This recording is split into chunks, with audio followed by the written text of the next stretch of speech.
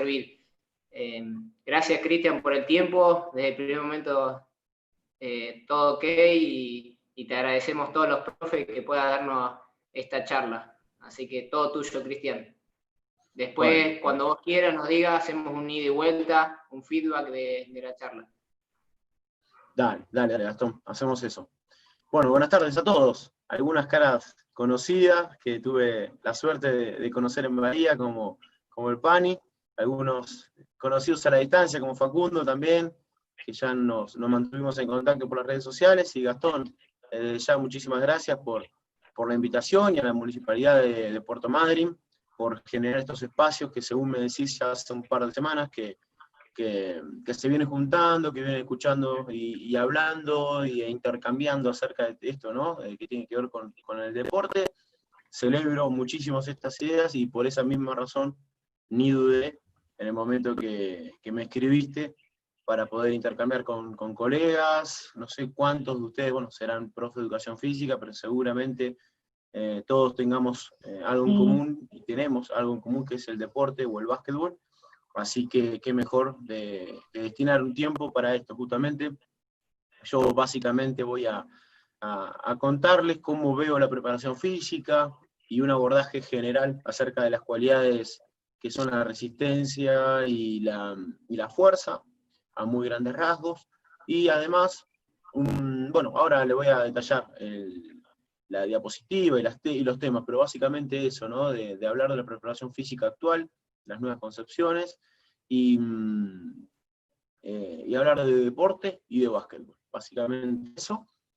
Vamos, no sé cómo querés, Gastón, o cómo se venían manejando. Yo no tengo ningún problema que me interrumpan cuando quieran, ¿sí? Yo no sé cómo quieran. Yo voy desarrollando la charla, y cuando surja alguna duda, inquietud o una experiencia que me quieran compartir, o que nos quieran compartir, bienvenido, ¿sí? Dale, ahí cuando alguien quiera hacer una pregunta me dice, y le habilitamos el audio, y así generamos la pregunta en el momento, quizás es mejor. Igual le aviso 8:20, vamos a terminar, porque bueno, Cristian tiene otra charla y así lo dejamos descansar un poquitito. Buenísimo. Dígame si se alcanza a ver bien la placa.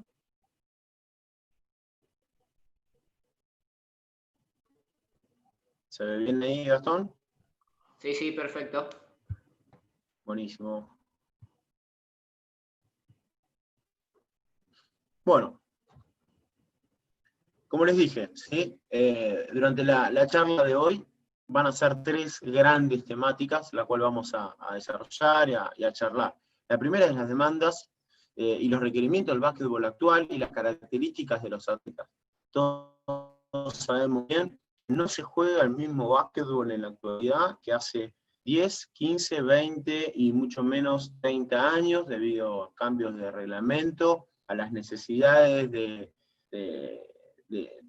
mercado o del mundo del deporte, a la evolución de los deportistas, y sobre estas cuestiones vamos a hacer hincapié en este primer ítem. En segundo lugar, las funciones del preparador físico de básquetbol. Si el deporte evoluciona, si el básquetbol evoluciona, la función del preparador físico, de los agentes que formamos parte del staff, de un staff técnico a cargo de este deporte, también debe evolucionar. Y por último, voy a mostrarles algunas propuestas metodológicas y soluciones prácticas, y algo incluso también de control de cargas, u organización o programación de la semana, algo básico, y haciendo un poco más de hincapié en las 2 cualidades físicas, como lo son la resistencia y la fuerza. Muy bien. Antes de describir el deporte, es muy importante que consideremos y que tengamos muy presentes estos 4 grandes grupos, estos 4 ideas o conceptos. ¿A dónde voy a trabajar? ¿De dónde me llaman? ¿De dónde me contratan? ¿Sí? No es lo mismo que me contrate un equipo de Puerto Madryn, que me llame un equipo de Bahía Blanca, que me llame un equipo de Venezuela, que me llame un equipo de Europa. Es decir, que de acuerdo a los objetivos, de acuerdo a la forma de trabajo, de acuerdo a los valores y a la forma de trabajo, a los objetivos de la institución, que me contraten a mí, profe de educación física, a mí, entrenador o cualquier persona que forma parte de una institución deportiva, eso lo tenemos que tener bien presente, ¿sí? Para armar o diseñar nuestra metodología de trabajo. En segundo lugar, ¿qué tipo de jugadores, qué tipo de personal o qué tipo de equipo vamos a tener a cargo? Esto suele ser uno de los errores, ¿no? que podemos llegar a cometer nosotros los profes y hasta incluso también los entrenadores, ¿no? En donde decimos, no, mira, yo tengo este trabajo y no negocio, independientemente de que yo tenga un U13, a un U19, o que juegue el torneo local de Madrid, o que juegue la Liga Nacional de Básquetbol, o Europa, o lo que sea, porque son mis convicciones, y está bien que tengamos convicciones, sea la persona que sea, pero esa forma de trabajo, esa mentalidad de trabajo, esa idea de juego, en este caso un entrenador, o una metodología de trabajo del preparador físico, se tiene que adecuar a estas personas, a estos jugadores, de acuerdo a la edad que tengan, a la experiencia deportiva que tengan, a si tienen lesiones o no, cirugías, cuáles son los requerimientos, cuáles son los objetivos que se plantean estas personas, estos jugadores. Entonces, de acuerdo, hasta ahora lo que hablamos, los objetivos que se plantea la institución, las características, los materiales, los recursos, los espacios, los tiempos, sumado a la característica de los deportistas, vamos a trazar un plan de trabajo. Y por otro lado, tiene que ver pura y exclusivamente con los entrenadores, y en este caso un equipo, un plantel profesional, lo que quiera jugar el entrenador jefe, el coach jefe, ¿sí? No es lo mismo un entrenador que plantea un juego estático, de pocas posesiones, entre 60, 70, 75 posesiones, a un entrenador que plantea un juego rápido, de defensa, presión toda la cancha, de 90, 85, 95 posesiones. Entonces, de acuerdo al modelo de juego impuesto por el entrenador, nosotros también vamos a tener que amoldarnos junto a la característica de los jugadores, junto a las características de la institución y los objetivos, y la forma de trabajo que plantee también la institución. Y por último, y no menos importante, el tema del calendario. Nosotros bien sabemos que en el caso del alto rendimiento, cada vez se juega más y cada vez se entrena menos. Esto responde a los modelos económicos, comerciales y los medios de comunicación, la televisión, en donde las pretemporadas, por ejemplo, cada vez son más cortas, cada vez se juegan más partidos oficiales, cada vez se viaja más y cada vez se entrena menos. Entonces, de acuerdo al fixture, de acuerdo al calendario que tengamos, si afrontamos un torneo, si afrontamos 2 torneos, hasta incluso me ha tocado en Bahía Blanca afrontar con los mismos 12 o 14 o 15 jugadores hasta 4 torneos, Liga de las Américas, Liga Sudamericana, Liga Nacional de Básquetbol y Liga de Desarrollo. Entonces, esto, el calendario también condiciona en forma directa nuestra labor y nuestro trabajo. Entonces, a partir de, como les dije, y lo vuelvo a repetir para que quede bien en claro, los objetivos y los lineamientos de trabajo que plantea la institución, junto a las características de los planteles y o de los jugadores, junto a lo que pretende el entrenador, al modelo de juego, modelo de trabajo incluso.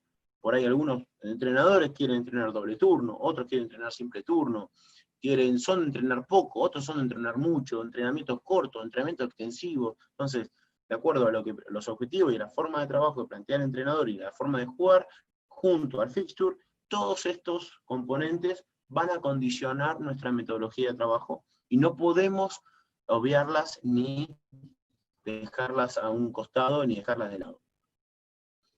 Muy bien, una vez expuesto esto, necesitamos sí o sí conocer de qué trata nuestro deporte, porque de acuerdo a las características del deporte actual, que es en este caso es el básquetbol, vamos a plantear una metodología de trabajo. No es lo mismo ser preparador físico de fútbol, de rugby, de básquet, o de un maratonista o de un triatleta. Por eso defiendo la idea de que el preparador físico debe ser un especialista del deporte.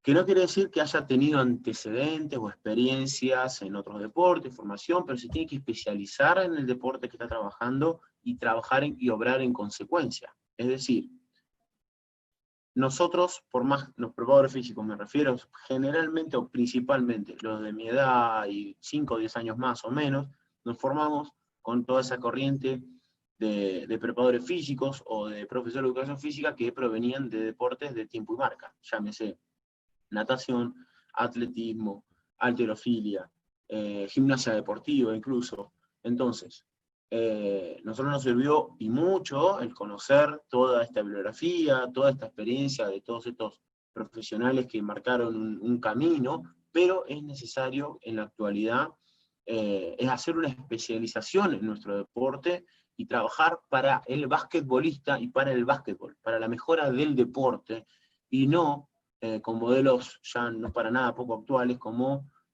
carreras extensivas, recorrer kilómetros y volúmenes, o levantar toneladas de peso en los gimnasios. ¿Por qué? Porque el deporte se trata de esto, y por eso les quiero compartir este cuadro, ¿no? En donde describo las características cinemáticas o de carga externa y carga interna del básquetbol. Como pueden ver, la demanda energética es un deporte en donde se combina esfuerzos aeróbicos y esfuerzos anaeróbicos, un deporte intermitente, porque tiene trabajo, tiene periodo de trabajo y tiene periodo de pausas, no es como un maratón, no es como una carrera de 100 metros, no es como un triatlón. Este deporte tiene esta característica, está caracterizada también por el caos, se le llama, donde hay altos grados de incertidumbre, no sabemos qué va a hacer el oponente, sabemos qué va a hacer el compañero. Entonces, todo esto le da ciertas particularidades y características especiales que nosotros tenemos que considerar. Por otro lado, cantidad y frecuencia de esfuerzo. Fíjense, casi 1000 esfuerzos, y que cambia el patrón cada 2 o 3 segundos.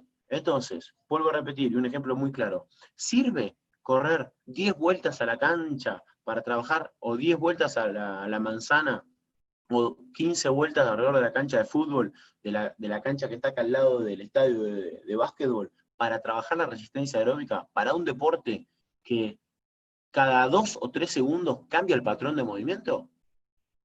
Por otro lado, densidad media de esfuerzo. Fíjense que hay una relación 1 y 1, se llama, es decir, que la mayoría de los esfuerzos en el básquetbol dura entre 15 segundos, alrededor de 15 segundos, y 15 segundos de pausas. Hay también acciones intensas entre 2 y 5 segundos, como un contraataque, un sprint, una transición defensiva rápida, y hay acciones máximas, de 2 a 5 segundos. Pero estas son las menores, las menos, y después hay un gráfico que lo van a ver más claro, y hay una relación de 1 a 10. Es decir, estas acciones máximas duran 2 segundos, pero hay casi 20 segundos de pausa en este tipo de acciones. Que no quiere decir que en algún momento, en un lapso de tiempo durante el partido, no haya periodos, como le llamamos el escenario crítico, o el peor escenario ahora en la actualidad, le llamamos eso los preparadores físicos, en donde haya 4 o 5 transiciones ofensivas-defensivas, alterando esto que les acabo de decir. Pero la media o el promedio de los partidos de básquetbol tienen esas duraciones de esfuerzos y de pausa. Por otro lado, duración total, 90 a 120 minutos.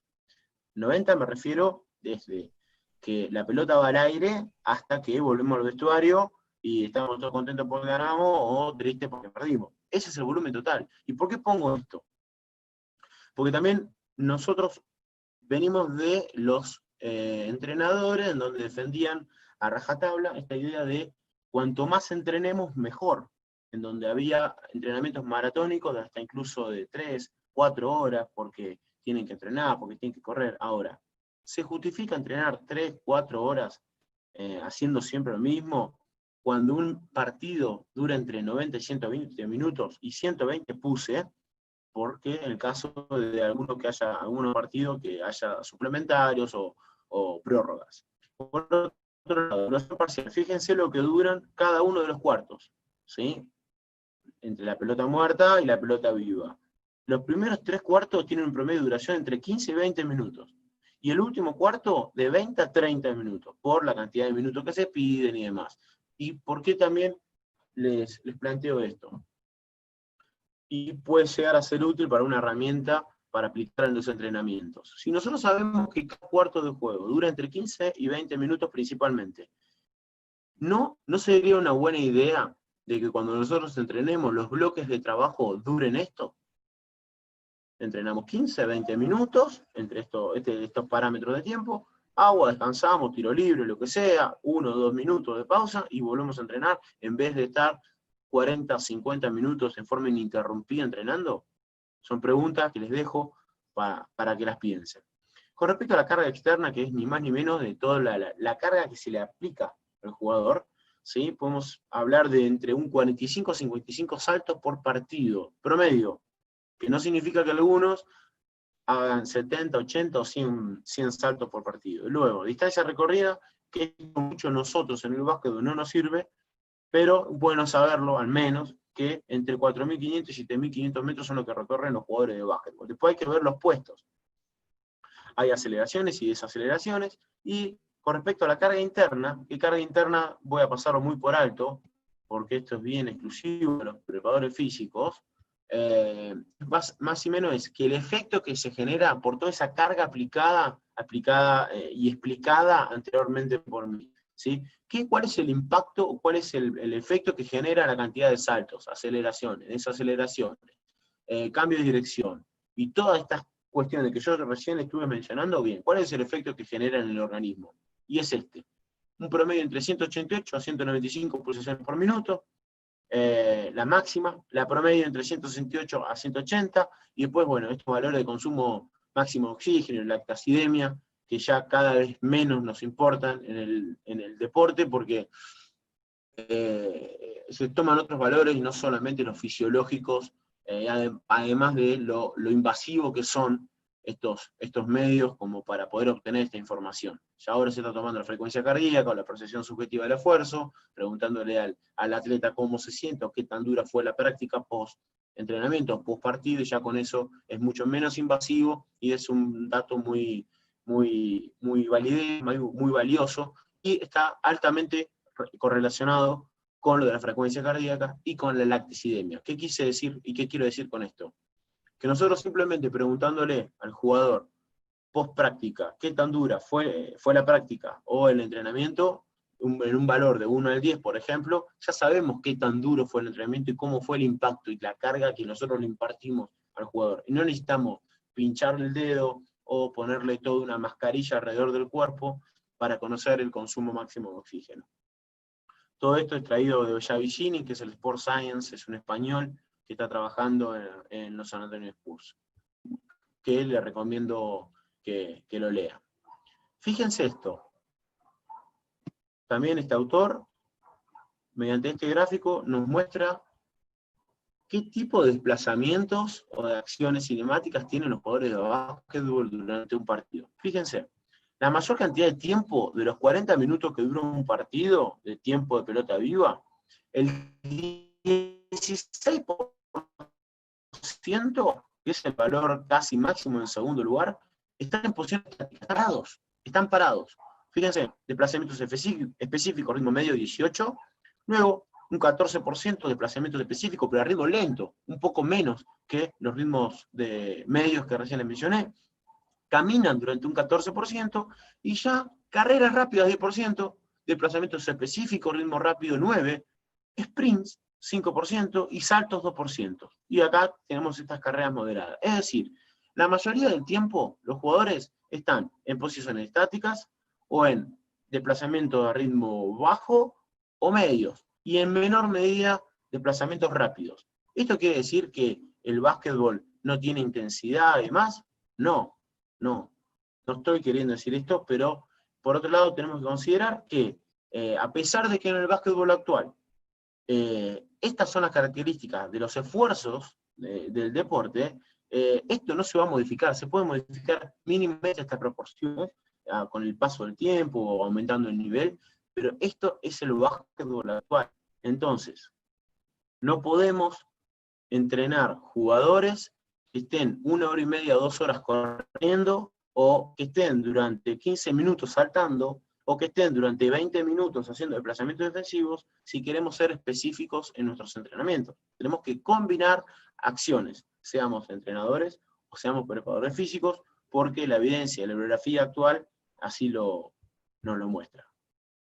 Por otro lado, pueden ver acá a la izquierda, ya discriminado por puestos. Esto es lo saqué de mi tesis de la licenciatura, por medio de la utilización de los GPS, de un sistema de monitorización de carga que se llama Catapult, en donde acá podemos ver, ¿no?, como los bases, los aleros, el ala pivot y los pivots, como diferencian, ¿no?, sus valores, y fíjense que el player load significa carga total. Player load por minuto, intensidad, metro recorrido, esfuerzos explosivos, aceleraciones y los saltos. Fíjense que en esta población, que era el plantel de World Bahía Basket de la temporada 2017, eran estas las características, y no difiere mucho de la bibliografía actual o de otros equipos. Lo he compartido con otros colegas y no difiere mucho. Los bases son los que mayor carga tienen generalmente, en menor medida los aleros, los ala pivot y los pivot en último lugar. Por otro lado, sabemos que los pivots son los que mayor cantidad de aceleraciones tienen, más distancias en el plano sagital tienen, cuando los bases o aleros son los que más cambios de dirección tienen, y no tantas aceleraciones como los pivots. ¿Se cortó? ¿Se cortó, Gastón? ¿Me escuchan bien?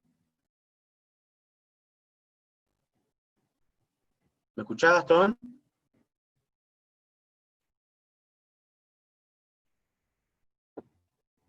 ¿Me escuchás? Se escucha perfecto. Hola, Gastón. ¿Se escucha bien? Sí, se escucha perfecto. Ah, bien, bien, bien. Bueno, me saqué la cámara para que tenga más calidad del audio. Como les decía, los pivots, los internos, ¿sí?, son los que más aceleraciones tienen en las transiciones ofensivas, transiciones defensivas, cuando los perimetrales son los que más cambios de direcciones y desaceleraciones demuestran en los partidos. Es para que lo consideremos a la hora de los entrenamientos también. Ahora bien, conocemos qué características tienen cada uno de los desplazamientos o las proporciones durante un partido. Conocemos las demandas energéticas, la carga interna, la carga externa de un partido. Conocemos cómo cada uno de los puestos se comportan, qué características tienen cada uno, pero estos son tres de los objetivos que también plantea este autor, que yo concuerdo, coincido totalmente, que tenemos que plantearnos los preparadores físicos, ¿no? Que los jugadores corran más rápido que los oponentes, tener fuerza y balance para soportar los contactos y golpes que presenta el juego, saltar más alto y rápido que los adversarios, y ser capaces de hacer los 3 puntos anteriores mejor que los adversarios durante el juego y con menos fatiga. Así escrito o hablándolo entre nosotros parece muy fácil, no es para nada fácil, pero no podemos dejar de considerar esto, y principalmente considerar estos otros factores que le voy a mencionar. En primer lugar, más allá de que corran más rápido que los oponentes, que tengan fuerza, que salten más alto y rápido, que puedan soportar la fatiga, nosotros no podemos perder de vista esto, que es el móvil, en este caso el balón de básquetbol. Él nos va a condicionar. No somos maratonistas, no somos triatletas, no somos pesistas, son jugadores de básquetbol. Por otro lado, va a ganar el partido aquel que enceste esta pelota dentro del aro la mayor cantidad de veces. Parece algo obvio y tonto, pero muchas veces en nuestras prácticas o en nuestro trabajo lo perdemos de vista. Y por último, este gráfico que representa a los oponentes por un lugar, en negrita, y por otro lado, los compañeros. Si nosotros pretendemos ser preparadores físicos de un equipo de básquetbol sin contemplar el balón, el aro, los compañeros o los oponentes, estamos equivocados. Por eso tenemos que volver a mirar a nuestro deporte, como les dije, repensarlo y a partir de eso replantear nuestras prácticas. No son fondistas, no son gimnastas, no son nadadores. Son deportistas que frenan y arrancan constantemente, que saltan 40, 50 veces por partido, que sus acciones van a estar condicionadas por un balón, por los compañeros oponentes y por el aro. Entonces, los preparadores físicos no podemos pasar por alto estas cuestiones. Quería compartirles esto, hablando de la característica de los deportes. Esto es información que me brindó Luciano Espera, uno de los nutricionistas de la Confederación Argentina de Básquetbol. Estos datos fueron obtenidos previo a la participación participación de la selección argentina en el Mundial de China 2019, el año pasado, y se eligieron estos promedios, ¿sí? Los guardas tienen este peso, promedio, talla, envergadura de brazo. Estos representaron la suma de los 6 pliegues, índice músculo. Los aleros tienen esto, los centros tienen esto. Por un lado, compartir, por otro lado, lo que ocurre del plantel de Venezuela mayor participó en el Mundial de China también, al igual que Argentina. Y fíjense que, por ejemplo, el promedio de talla, de altura de los jugadores, fue de 1,94,6, casi 1,95. Estuve averiguando el promedio de altura de los 8 primeros equipos del Mundial, promedio los 2 metros. La edad, el promedio de Venezuela, 30,6, casi 31. El promedio de los 8 primeros equipos del Mundial medió los 28. Envergadura de brazos y de peso corporal, eso es muy particular, no me animaría a tirar cifras, pero fíjense cómo un plantel difiere totalmente de otro, en el caso de Argentina, u otros con respecto a los 8 primeros puestos del Mundial. Nosotros quedamos 14. Ahora, ¿estoy diciendo que por estas características de los jugadores nosotros quedamos 14? No, pero sí que nosotros, considerando los casi 31 años de promedio de edad de los jugadores y 1,94 de altura, cuando por ejemplo con China, en el partido que logramos la clasificación a la próxima fase, fue histórico para el país, enfrentamos jugadores que promediaban 2,2 metros, 2,4 metros, sí repercutía e influía en forma directa en el estilo de juego que íbamos a implementar y en la forma y en la metodología de trabajo que adoptamos en los meses previos. Y además, considerar también la edad, como les dije recién, fíjense los promedios de edad que teníamos, un plantel muy longevo, antecedentes deportivos y lesiones de estos jugadores, que yo mediante un diagnóstico, preguntas, hice desde el primer día de la preparación con los jugadores, y la cirugía. Todo esto sobre la mesa va a condicionar nuestras decisiones. Calendario, como les adelanté, una de las primeras placas. Por ejemplo, le puedo decir, yo entrenando y trabajando para Bahía Básquet, con plantel de promedio de edad de 22, 25 años, enfrentábamos cuatro torneos casi al mismo tiempo durante 10 meses. A mí me tocó trabajar el año pasado para el equipo de Guaros de Lara, en donde el promedio de edad casi era de 30 a 31 años, y estos jugadores desde julio del 2018 hasta julio del 2019 jugaron 11 partidos. Casi en un año jugaron 11, 12 partidos. Liga de las Américas jugaron 3, 6, 8, 2 amistosos y algún que otro partido ventana con la selección mayor. Entonces, ¿es lo mismo entrenar un plantel de 31 años, de 10 partidos en casi un año, que entrenar a un plantel de 20 años con un plantel con 80 o 90 partidos en un año? No, no es lo mismo. Entonces, las características del deporte, las características de los jugadores y las características del fixture van a condicionar nuestro trabajo y nosotros tenemos que tener bien presente a la hora de programar y de establecer nuestra metodología de trabajo.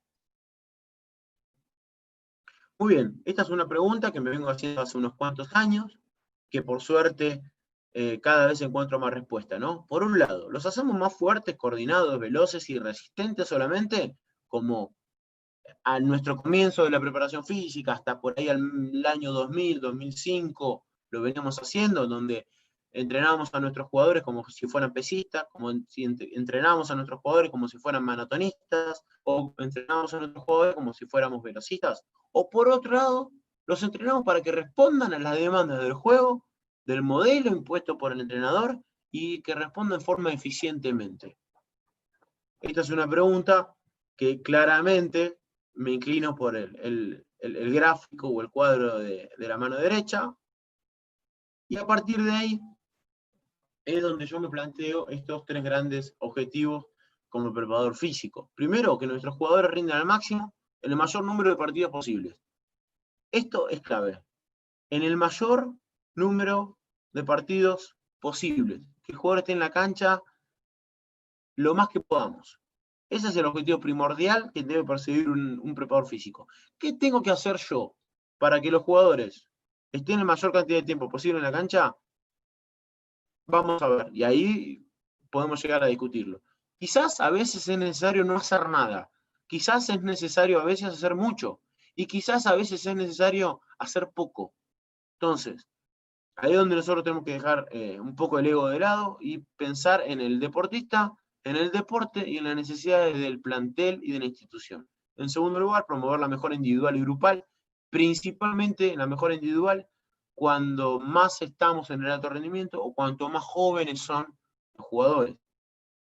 Y por último, colaborar en alargar la longevidad deportiva del atleta. Y esto es un concepto que creo que si agarramos bibliografía de hace 15, 20 años atrás, no estaba presente, pero sí en estos últimos años, gracias también a la presencia de estos grandes referentes de la generación dorada, donde tanto Manu, Prigioni, Scola y tantos más jugaron en altísimo nivel hasta los 38, 40, 42 años, y todo ello gracias a sus buenos hábitos de trabajo, buenos hábitos de entrenamiento, buenos hábitos de alimentación, de descanso.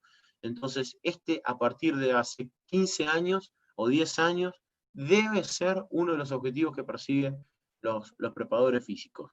Están cada uno en brindar las herramientas, en educar al deportista, cuanto más joven es mejor, para que adquiera estos hábitos saludables, para que alargue su vida deportiva lo más posible. Y acá también hago un paréntesis, ¿no? Porque si nos referimos a un jugador deportista de alto rendimiento, como los que lo nombré, excelente. Juegan hasta los 38, 40 años, 42, ganan la mayor cantidad de plata posible, nos dan la mayor cantidad de alegrías posibles. ¿Y qué pasa con todos aquellos que no pertenecen a esa elite del básquet y pensamos en el torneo local de mi ciudad o en nosotros, básicamente, que jugamos al básquet hasta los 17, 18, 20, 21 años, bien o mal, y pretendemos que tengan una vida activa, que sean saludables el resto de sus vidas. Entonces nosotros como preparadores físicos de bajo o mediano rendimiento, como le quieran llamar, sea en el ambiente en el que estemos y nos desenvolvamos,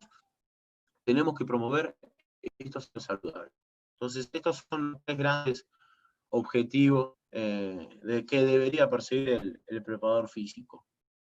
Y acá también hago una acotación, porque también lo he escuchado estos últimos tiempos, de qué tanto tiene que saber de preparación física el entrenador.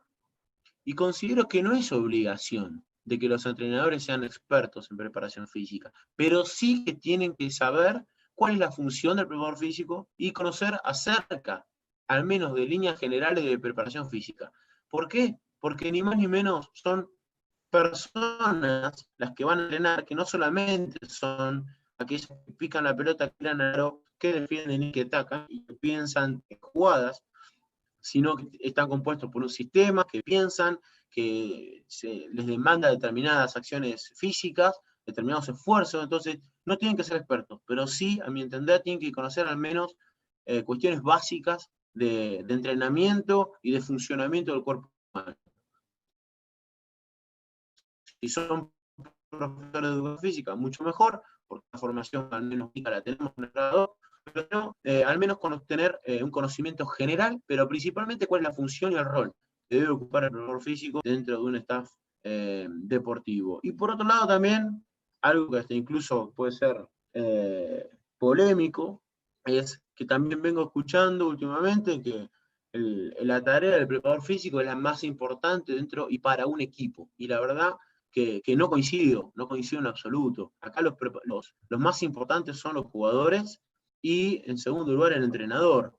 Nosotros, los preparadores físicos, los asistentes, nutricionistas, kinesiólogos, médicos, etc., somos asistentes, somos colaboradores y somos personas que nos vamos a encargar de tratar de mejorar a cada jugador para desarrollar sus cualidades físicas o mantenerlos saludables y estén presentes la mayor cantidad de partidos posible. Pero no coincido con esta idea de que el preparador físico, la preparación física es lo más importante en la actualidad, porque ahí se confunde de que se juega cada vez más o que los jugadores son cada vez más versátiles o cada vez se juega más por arriba del aro de que la preparación física es lo más importante. No coincido, son dos ideas, a mi entender, totalmente contrarias. no voy a profundizar en este tema, pero sí quiero mostrarles esta idea, ¿no?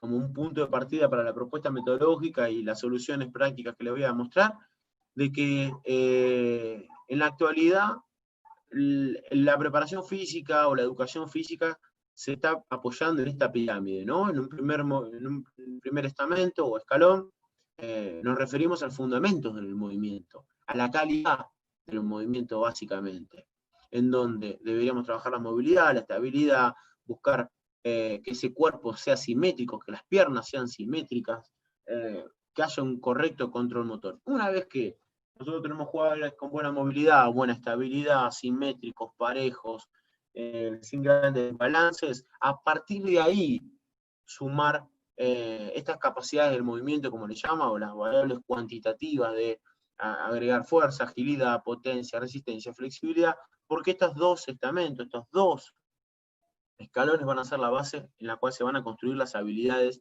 específicas del deporte, en este caso el básquetbol. Estoy queriendo decir que durante el primer mes de pretemporada solamente nos tenemos que dedicar a esto, no. Y luego a esto, no. Y luego a esto, no. Todo lo contrario, el abordaje de las capacidades y las habilidades físicas tiene que ser simultáneo, todas al mismo tiempo, pero no descuidar la calidad del movimiento. ¿Por qué? Porque si no,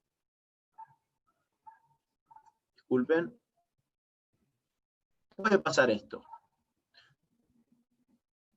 Si nosotros no construimos estos cimientos, ¿sí?, los fundamentos del movimiento, mediante la movilidad, estabilidad y control motor, la casa se derrumba. Todo esto, lo anterior, ¿sí?, tanto las capacidades físicas o las cuestiones cuantitativas o las habilidades deportivas, técnico-tácticas, se derrumban. Esas son las bases. Primero apuntar a la calidad del movimiento, luego darle la cantidad y las habilidades físicas, o mejor dicho, las habilidades técnicas y propias del deporte.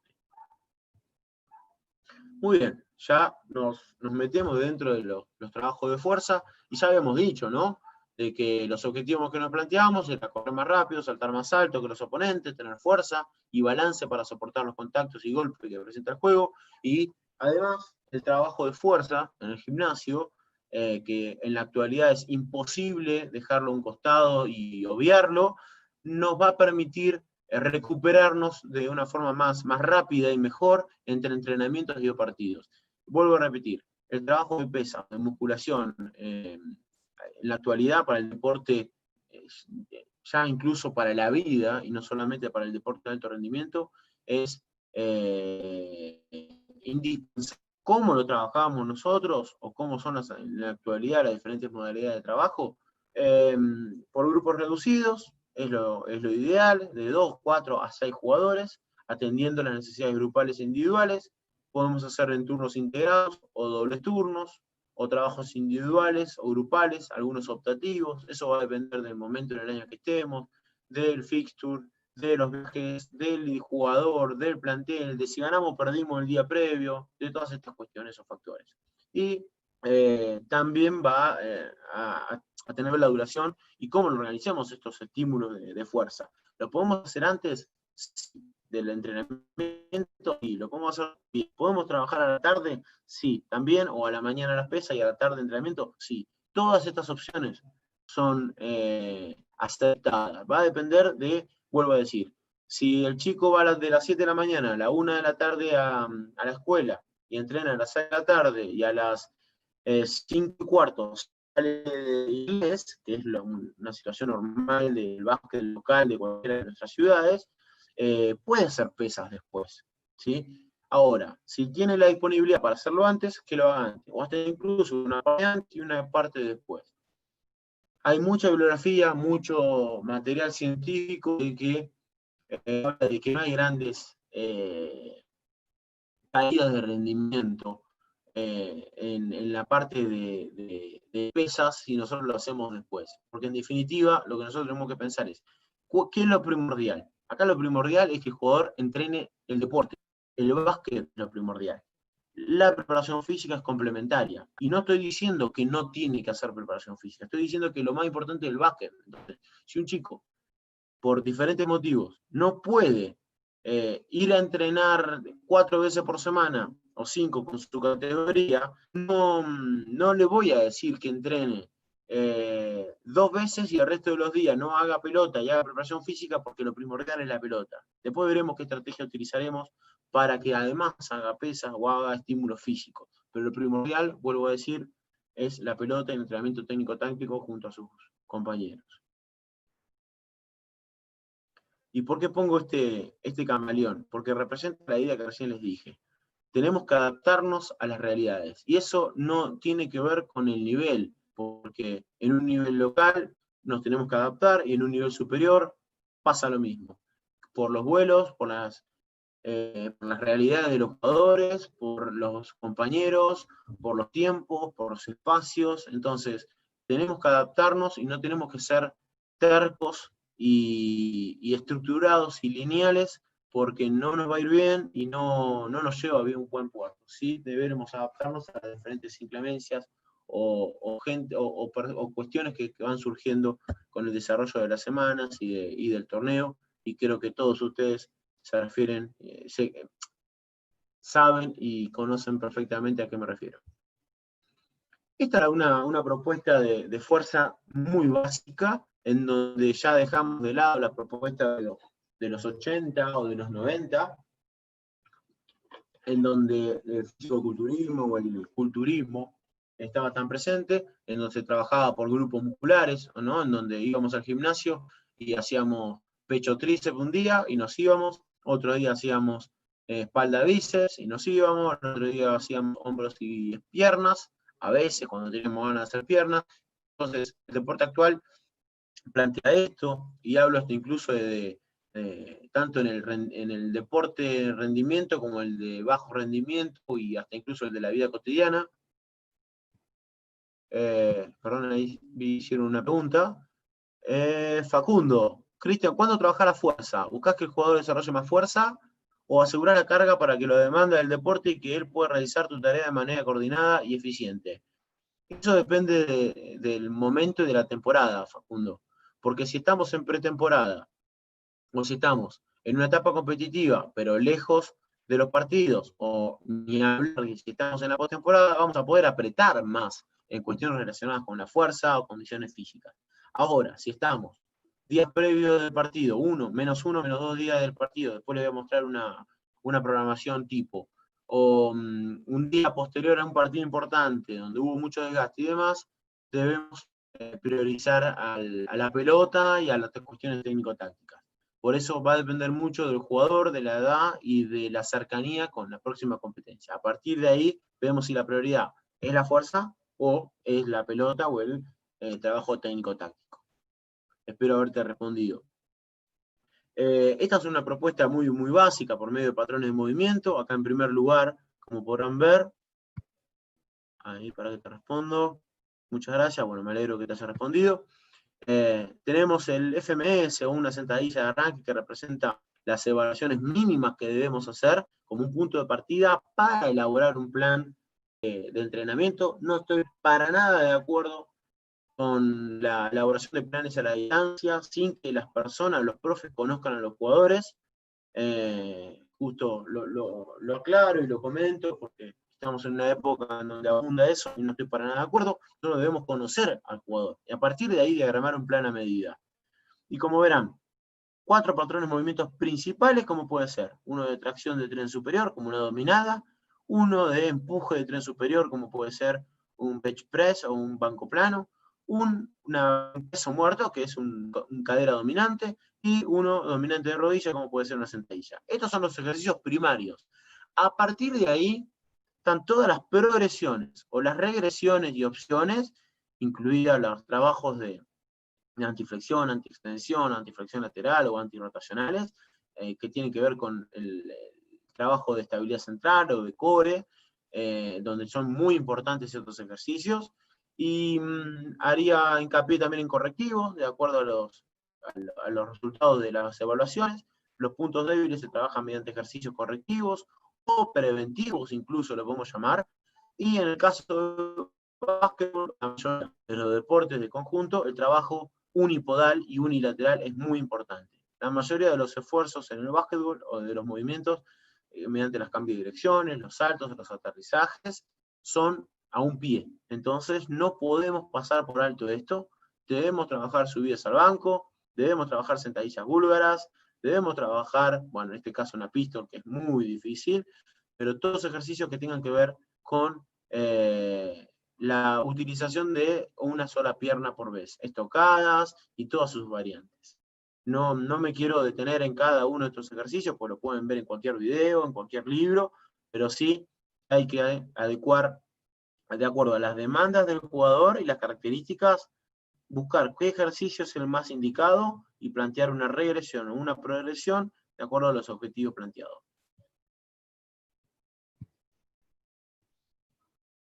Quiero mostrarles este video que, por favor, Gastón, decime si se escucha y se ve bien. La Copa del Mundo. Quiero que... A ver.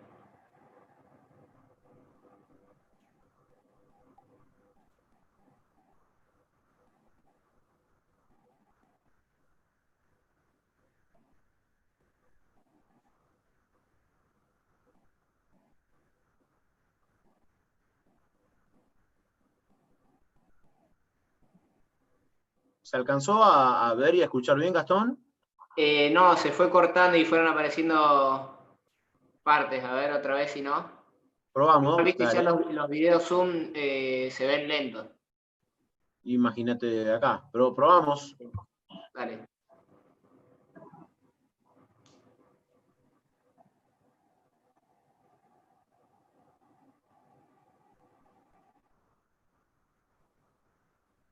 Ahí se va viendo y se va entendiendo.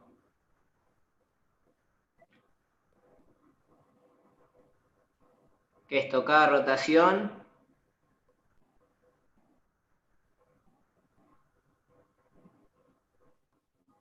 ¿Se vio algo, Gastón?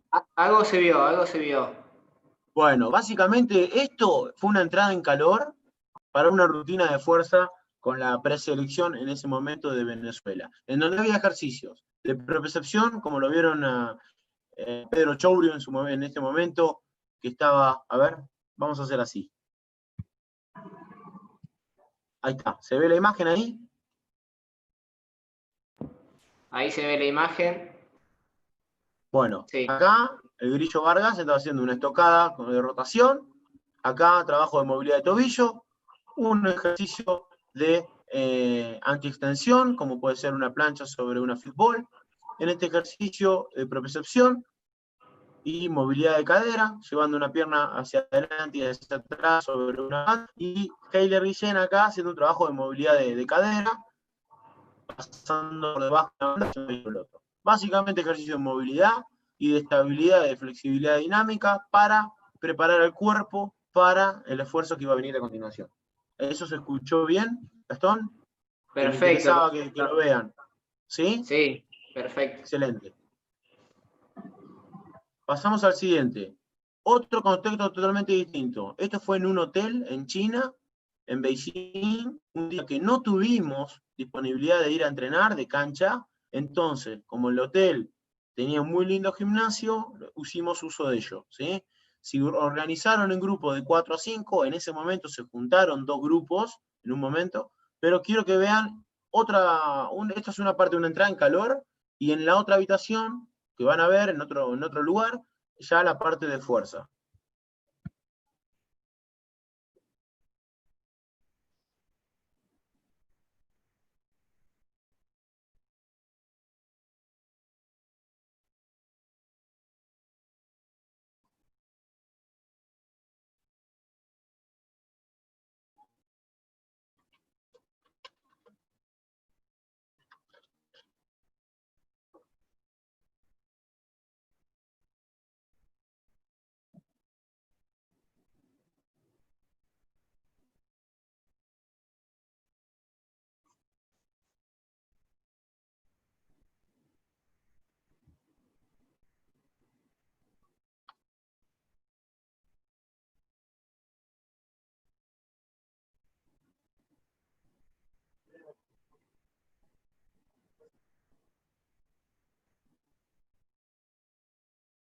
¿Se alcanzó a ver, Gastón? Sí, se ve lento, pero se va entendiendo. Igual ahí sí Bueno, no. como miren, le voy a mostrar acá, ¿sí? En esta primera parte, un ejercicio de activación del core, mediante sostener una mancuerna, una activación glútea con pasos laterales con banda, una activación del core también cuando estaba haciendo este jugador una plancha alta, subiendo bajando el escalón. Ahí como pueden ver, ahí estaba el plan escrito, que es algo simple, simple. Yo iba escribiendo de acuerdo al programa diario o a los puntos débiles de los jugadores. Y después, más adelante,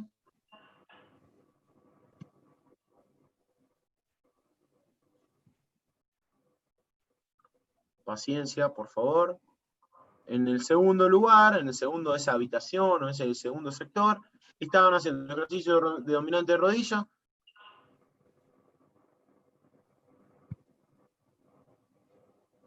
Salió la presentación. Ahí vuelvo, no sé qué pasó.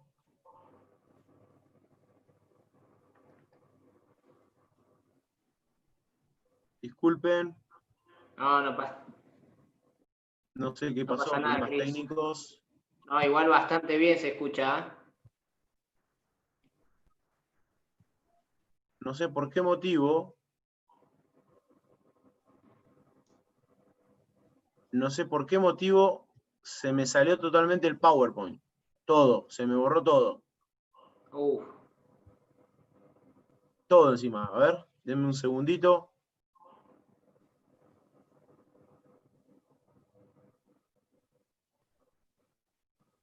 Bueno, no sé qué pasó, porque No te encima se me deja. borró.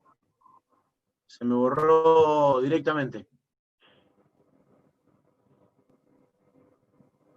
Denme un segundito, por favor. No hay ningún problema, Cris. No sé qué pasó. Encima se me borró. Denme un segundo que me vuelvo a fijar.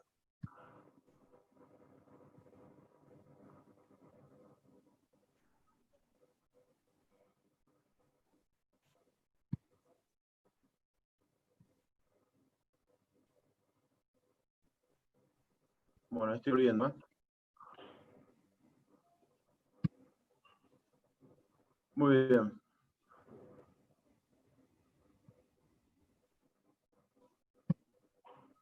¿Me escuchan? Sí, sí, se escucha. Bueno, voy a compartir de vuelta pantalla. ¿Vale?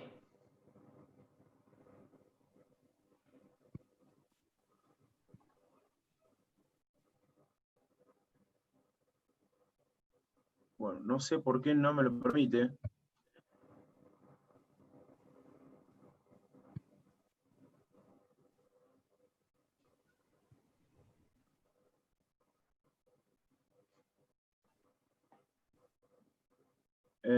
No sé qué pasó, la verdad. A ver, acá está. Bien, Ahí ahí está. decime si se ve la imagen. ¿Se ve? Perfecto. Bien. Esto fue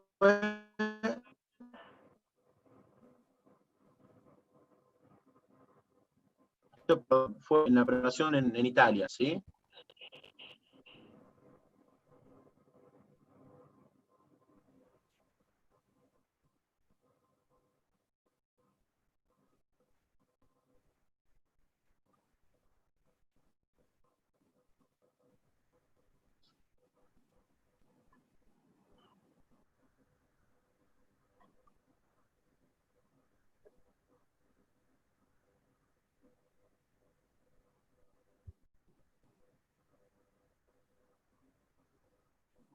Bien, también.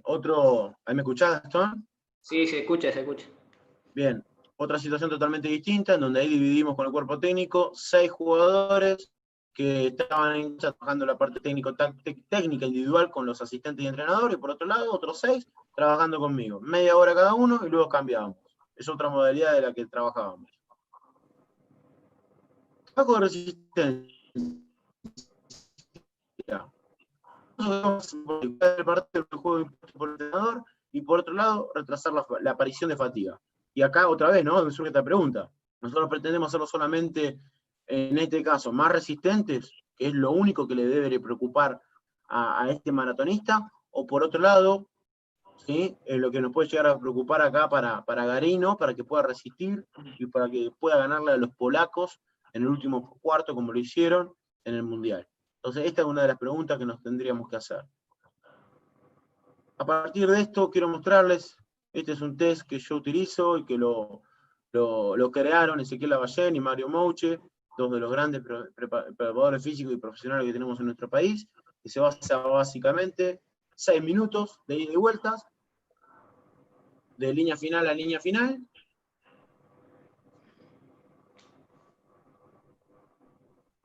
Una vez que finaliza el test, hay que anotar la cantidad de canchas recorridas, multiplicarlo por la distancia de las canchas y qué estado están en su capacidad aeróbica. Lo uso principalmente para conocer el estado físico de los jugadores que llegan a las primeras concentraciones o después de periodos largos, porque nos permite comparar con los diferentes puestos de referencia que ya hay en la Liga Nacional y que son más realistas con respecto a los del NBA o poblaciones totalmente distintas a las nuestras.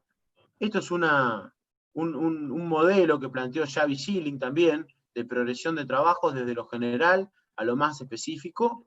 Fíjense cómo predominan todos ejercicios, como pueden ver acá, que van en periodos totalmente, o en estímulos totalmente inespecíficos de 30 a 40 minutos, fíjense a trabajos de 2 a 5 segundos de esfuerzos máximos por 60 segundos de pausa, o trabajos ya de oposición, pero a lo que voy. Y fíjense también cómo va variando la relación de trabajo-pausa, ¿sí? 1-0, o sea, trabajos continuos, a 1 a 5. Un 10 segundos, por ejemplo, de trabajo a 50 de pausa. Esfuerzos totalmente máximos o intensos y no esfuerzos bajos, de baja intensidad y volúmenes altos. Esto es una progresión. Nosotros nos deberíamos ubicar en estos pasos, en estas fases, ¿sí? 1 contra 1, 2 contra 2. Todo esto también es una herramienta que tenemos a nuestro alcance para trabajar lo cardiometabólico en los entrenamientos. Esta es una progresión que utilicé, esta metodología, con un jugador que venía de una lesión, donde de semana a semana íbamos cambiando la intensidad, para luego sí tomar 3 minutos y dosificar esos trabajos. A partir de esta bibliografía, que se la recomiendo, de Jovanovic, que es un serbio, plantea esto, ¿no? Y estos métodos de trabajo, en donde la mayoría en deportes de conjunto predominan estos 3 grupos: los SIT o los Sprint Interval Training, o ejercicios de sprint repetidos, o los trabajos intermitentes. Básicamente, plantear esfuerzos similares a los de los partidos. Esto es una metodología o una forma que podemos llevar adelante de trabajo, en donde estos trabajos relacionados o dirigidos a la resistencia los podemos hacer al principio, lo podemos hacer incluso hasta el final de la práctica, o también combinarlo entre cada uno de los bloques de parte técnico-táctica, lo que plantea el autor. Esta es otra forma que también plantea la programación, en donde no deberíamos trabajar una cualidad física solamente una vez por semana, porque hay un inconveniente, el jugador falta, o se suspende el entrenamiento, o hay alguna inclemencia, y este estímulo que se pierde, fíjense, lo vuelven a tocar o lo vuelven a estimular 2, 3, 4 semanas después. La mejor idea es trabajar todos los días todo, con mayor predominancia en una cualidad física por sobre la otra. Esto es una forma de control de carga del entrenamiento, de la intensidad, jugando con estas variables, ¿no? El nivel de oposición, el espacio de juego, el volumen, las pausas, intervisión del entrenador y la cantidad de jugadores presentes en la sesión. Lo verde representa la de baja intensidad, lo amarillo la media intensidad y lo rojo la alta intensidad. Entonces, nosotros jugando con estos factores vamos a poder llevar el entrenamiento para una intensidad alta o para una intensidad baja. Esta es una semana, los componentes de una semana tipo. Está la parte de la recuperación post partido, en donde hay baja carga, en el caso de algunos jugadores que hayan jugado poco o no hayan jugado el día de la competencia. Esto refiere al día +1 o +2 de la competencia. Luego la parte de carga, en donde ya están recuperados los jugadores, que son los días +3 o el día -3 del siguiente partido. El tapering o la parte de compensación, en donde que son los días, el día previo al partido, el día -2 del partido, donde se utilizan cargas medias y bajas, tanto de entrenamiento en conjunto o de acondicionamiento o cardio, trabajo, preparación física, técnica individual, trabajo de fuerza y el descanso también, que es un concepto muy importante. Ahora, ¿cómo distribuimos esto a lo largo de una semana? Esto es una propuesta, considerando que el sábado jugamos, ¿sí? El domingo descansamos, el lunes y martes hacemos una recuperación en donde ya más de 72 horas del partido, donde el jugador está totalmente descansado y recuperado, donde más carga debemos aplicarle a los jugadores, para que el jueves y viernes hacer el tapering, donde bajamos la carga, no la intensidad, el volumen es lo que hay que bajar en estos días, para luego llegar al día del partido del día sábado. Esto es todo, muchísimas gracias por su atención. Estas son mis diferentes vías de comunicación, de redes sociales, y puse esta foto que representa a los casi, déjame contar, 9, 12 argentinos que estuvimos en el Mundial pasado en China 2019, y es un verdadero orgullo de que haya tantos argentinos, tantos entrenadores esparcidos en diferentes lugares del mundo y que hayamos formado parte del Mundial. Buenísimo, Cristian. Antes Espero que se haya de visto. seguir, excelente, se vio todo. ¿Vos me escuchás? Te escucho perfecto. Bueno, antes de que haya una pregunta, vos nos querías comentar de un curso, así después nos hacen las preguntas. Sí, estamos junto a Nicolás Casalánguida y Pablo Favorel, mediante la plataforma de grupos sobre entrenamiento. Estamos dando un curso de inglés técnico especializado para entrenadores y para preparadores físicos. Así que bueno, de hecho la primera clase fue hoy, que quedó grabada, así que están invitados para aquellos que estén interesados. No se mencionan, no se tratan cuestiones gramaticales o profundas de gramática, sino que vamos bien al hueso, vamos bien a las cuestiones técnicas que nos podemos encontrar en un campo de juego, en una cancha, en un partido, así que están invitados, la plataforma Grupos sobre Entrenamiento, si es que están interesados, así que los quería invitar para eso. Gracias, Cristian. Bueno, el que quiera hacer una pregunta, tenemos un ratito más y lo liberamos.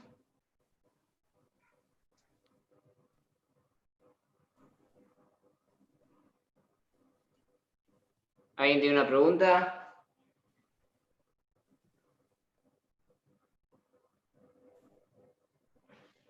Gastón, ¿se escucha? Sí, se escucha, Pani. Mi pregunta es más referida a los entrenamientos integrales, que eso lo habían aplicado cuando estaban en Weber, y bueno, que nos cuente un poquito, como también diste diferentes formatos de entrenamiento, que quizás algunas veces se usan, otros no, pero creo que, si no me equivoco, ustedes fueron los primeros que lo aplicaron cuando estaban en Weber, y que nos cuente un poquito si lo están aplicando ahora, cuál es tu pensamiento, en qué momento. Bien, Pani, buena pregunta. Y a ver, es una modalidad de entrenamiento. No es la que te va a llevar al éxito, ni mucho menos.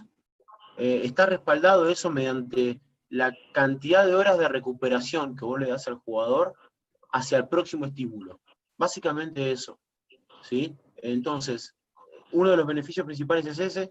Otro, que yo, hablando con otros colegas de principalmente Buenos Aires o ciudades muy grandes, es el tema de los traslados y la incomodidad que genera y el tiempo que perdés en, por ejemplo, en lugares donde ir 1 hora o viajar 1 hora de viaje para el entrenamiento de la mañana, 1 hora de viaje de vuelta para la casa, para hacer 1 hora después, o una hora por lo menos, o ya sea 45 minutos o 40, ya es mucho, para el entrenamiento vespertino, y luego volver otros 40 minutos para tu casa. Entonces, es una cantidad de tiempo gigante que la perdés en manejando. Entonces, una forma de optimizar ese tiempo es haciendo un entrenamiento integrado. Y ni hablar si tenés también un plantel longevo, en donde vos no necesitas y vos no podés ganar 4 o 5 horas por día o 6, porque los jugadores no alcanzan a recuperarse.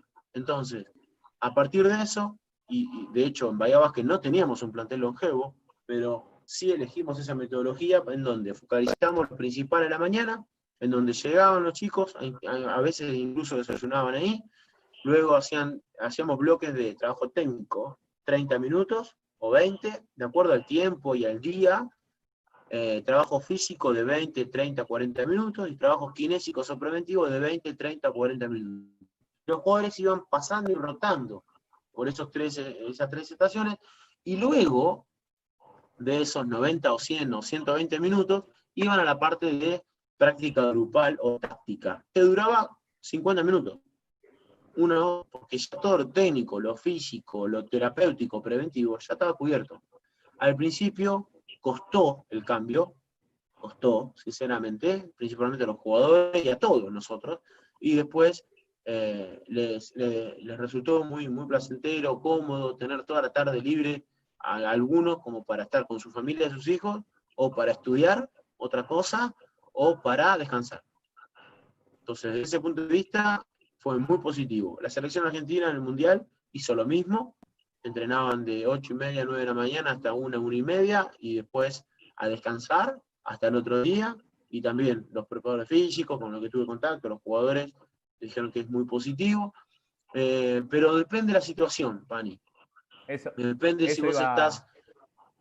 a preguntar, porque capaz que nosotros en una temporada decimos, bueno, vamos a trabajar de esta forma con el entrenamiento integral. Y después de los viajes tenemos los jugadores que jugaron promedio de más minutos, los juveniles que no jugaron. Entonces, después pasar ese mensaje a un jugador que quizás tuvo pocos minutos, y al otro día, en vez de darle descanso después de un viaje, vamos a hacer lanzamiento en la fundamentación que hay que darle a veces a los jugadores para que entiendan también por dónde va a guiar el entrenamiento. Es eso. Que eso era lo más difícil. ¿Viste el camaleón que puse? Sí, por eso, cuando lo vi me acordé. No hay que ser terco y no hay que ser cabezón en decir, yo trabajo doble turno, sea donde sea, esté donde esté, y yo hago eso. No, porque no todos los planteles tienen esa aceptación del doble turno. Ahora, una realidad totalmente distinta es los jugadores jóvenes de Bahía Básquet este último tiempo, en donde vivían en el Dow Center, estaban ahí en la cancha, vivían. Entonces entrenaban a la mañana y a la tarde hacían lo que ellos llamaban vitaminas, que eran 40, 50 minutos de técnica individual o puntos débiles, pero estaban a 1 minuto y eran jugadores jóvenes. Otra realidad es nosotros estábamos en el Centro Olímpico de Roma, en donde estábamos a 5 minutos a pie de la cancha. Y el gimnasio estaba al lado. Y el comedor estaba a 10 minutos, 5 minutos, y nos tenían lista la comida. Entonces ahí sí hicimos algunos doble turnos. Pero en China, a veces, ni siquiera entrenábamos, no íbamos el día ese del hotel, no fuimos, porque no teníamos cancha, o si la teníamos a 2 horas. En Perú, a 2 horas por el tránsito, en Lima, en los Panamericanos. ¿Qué vas a gastar 4 horas del día para ir a entrenar 50 minutos? Entonces ahí está la lógica y el poder llevar algo adelante de acuerdo a lo que tengamos enfrente y no un capricho.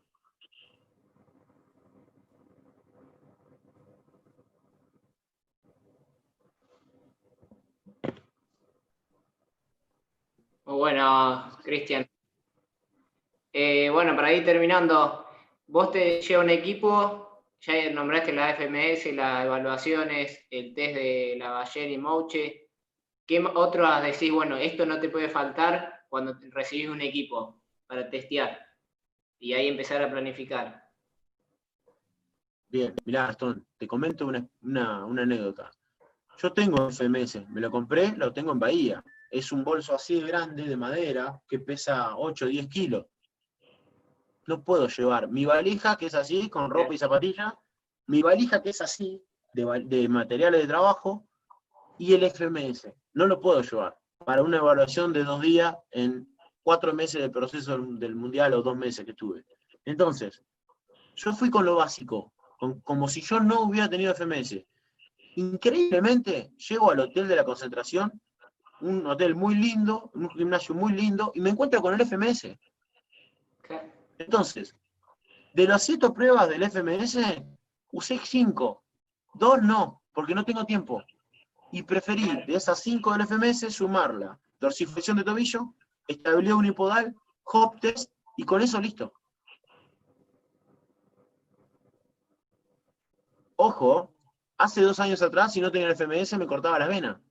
¿Cómo hago para evaluar funcional si no tengo? No, la experiencia me enseñó de que vos tenés que conocer cómo se mueve, cómo son las características del jugador. ¿Cuáles son las posibilidades? ¿Cuáles son los tiempos? Estos y estos. Bien, uso esto. Antes evaluaba salto en largo horizontal, con impulso y sin impulso. Ahora, tengo la aplicación de MyJump, uso la aplicación. Y no ando con la alfombra, como lo llevé durante 8 años de mi vida para todos lados, con la alfombra, el FMS, los materiales. Bueno, hay que ser práctico. Pero, respondiendo a tu pregunta, Gastón, un test de dorsiflexión de tobillo, necesitas cinta métrica y papel y lápiz. Un hop test, salto una pierna, veo cuánto llego, y salto con la otra pierna y veo cuánto llego. Necesitas una cinta métrica, papel y lápiz. Una sentadilla de arranque, necesitas un palo de escoba y nada más. El test de 6 minutos, no necesitas otra cosa que papel y lápiz y ojos y saber contar. Y con eso voy a la guerra. No, vale, no son los mismos tiempos de un equipo que una selección. No, en la selección peor. Por eso, menos tiempo. En la selección peor. Peor, y encima, si la concentración la empezás en Caracas, en donde la mayoría de los familiares están en Caracas, y después de 10 días, esas personas no van a ver durante 2 meses a sus familiares, y tienen que estar con la familia. Esto es todo. Por eso no es yo trabajo de esta forma, No, vale. yo tengo esta forma de trabajar. Pero ¿cómo es el fixture? ¿Cómo son los deportistas? ¿Qué quiere el entrenador? ¿Qué quiere la Federación Venezolana de Básquet? Esto, ok. A partir de todo eso, yo agarro mi librito, como nos enseñaron en el instituto, y lo adapto. Muy claro, Cris. Y esto pasa, no sé si hay... y Gastón, esto pasa en el torneo local, en formativa, en la Liga Nacional de Básquetbol, en una selección de Venezuela, en Argentina, en Euroliga y en NBA. En NBA por ahí un poquito menos. Y Euroliga. Sí, no, el otro día la Ardone contaban que hay 18 tipos de microciclos diferentes que se puede dar en el torneo hoy en día en la Liga Nacional. Sí, juegan 2 o 3 veces por semana. Por eso, a ver, yo le planteé esta semana, para que sepa que tiene que haber un periodo de recuperación, un periodo de carga y un periodo de tapering. Después, ¿cuánto dura cada periodo? O hay días que hay semanas que no tenés cargas. La carga son los partidos. Pero está compuesto por eso, y tiene esa lógica. Después cada uno de ustedes la acomoda de acuerdo a su plantel y al calendario. Genial. Bueno, si nadie tiene una pregunta, cerramos, así ya te liberamos, Cris. Bueno, te agradecemos, Cristian, por el tiempo, pues fue muy claro. Después te voy a pedir el power, pero fue muy claro. Así que bueno, agradecido de la Subsecretaría de Deporte, que seguimos desde que empezó la cuarentena con las charlas. Y bueno, acá en el básquet está muy fuerte, hizo una nueva comisión de entrenadores y entrenadoras, así que seguimos para arriba con el básquet. Así que gracias, Cristian. Bueno, Gastón, muchas gracias por la invitación, gracias a ustedes por el respeto y por la paciencia. Espero haberle dejado algo, sea una duda o una idea, para que ni bien termine todo esto, lo llevemos a la práctica, porque ahí es donde aprendemos, de donde todo lo que escuchamos, todo lo que vemos y todo lo que leemos durante estos 3 o 4 meses sirva. Hay que llevarlo a la práctica, hay que practicar, hay que ensayar, hay que equivocarse para aprender. Así que espero que les haya servido de algo, que hayan visto algo distinto. Y bueno, los saludo a la distancia y un gusto haber compartido este tiempo con ustedes. Excelente.